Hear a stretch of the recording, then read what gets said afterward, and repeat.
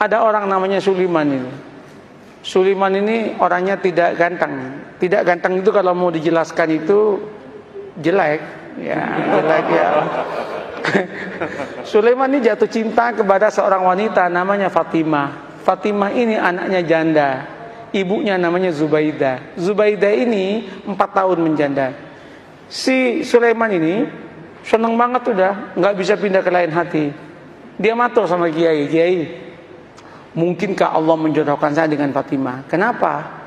Wajah saya dengan wajah dia, Kiai, berbeda jauh, Kiai. Kiainya mengatakan, tidak ada yang tidak mungkin kalau Allah mau, nak. Gimana caranya, Kiai?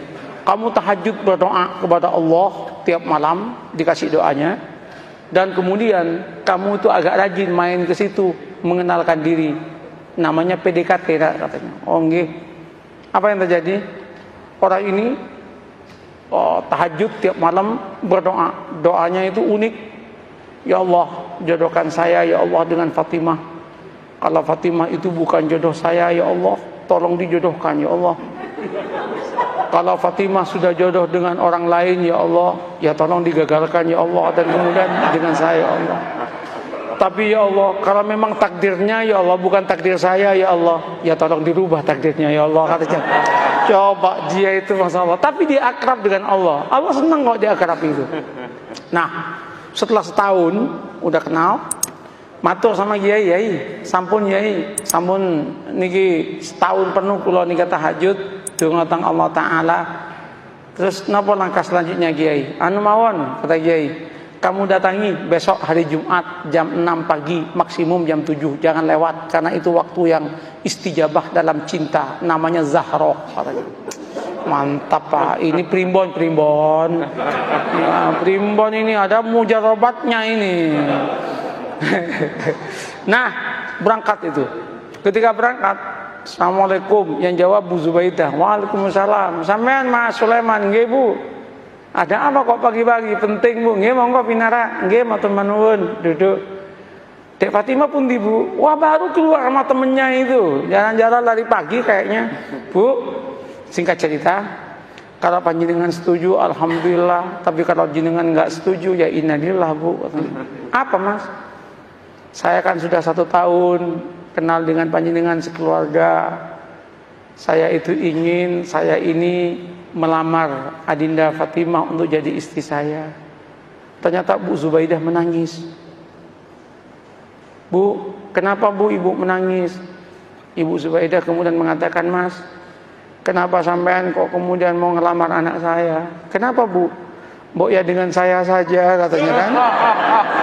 Saya sudah 5 tahun menjanda, katanya. Langsung si Sulaiman mengatakan, Bu, doa saya tiap malam Bu, minta Fatimah Bu. Mohon maaf Bu. Ibunya mengatakan, Mas, saya 1 tahun kenal dengan sampean. Sejak pertama ketemu saya berdoa kepada Allah supaya jodoh dengan sampean. Kata Jawa ya kan. Rupanya ada pertarungan doa itu kan. Pertarungan doa. Weh, ketika itu apa yang terjadi Pak? Gimana Mas?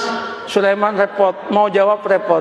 Sulaiman kemudian mengatakan, Bu, kula tak rembukan rumiyin nggih, kapan-kapan saya jawab nggih.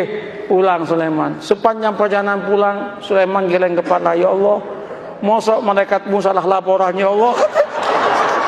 Yang aku minta Fatimah kok malah yang nyaut Zubaidah ya Allah. Masa malaikat dituduh salah laporan gitu kan? Apa yang terjadi Bapak Ibu? Nyampe Kiai itu, gimana Man? Gawat Kiai katanya. Kenapa? Salah alamat Kiai katanya. Diceritakan yang tadi itu, Kiai mengatakan, wis taman, jangan gitu, santai aja hidup ini. Ya musibah Kiai katanya kan. Nggak, sampean jangan gampang memutuskan apapun tanpa istikharah. Istikharahlah dulu lah. Istikharah dia 12 malam kemudian dia datang ke kiainya. Kiai, sudah 2 minggu saya istikharah. Gimana Mas? Ya sudah tak pertimbang-timbangkan Kiai. Ya ketimbang nggak dapat sama sekali, nggak apa-apalah dengan Zubaidah katanya. Tunangan dia dengan Zubaidah. Ketika tunangan sama Zubaidah itu heboh itu. Ketika heboh, 2 bulan menjelang pernikahan dengan Zubaidah, undangan udah nyebar.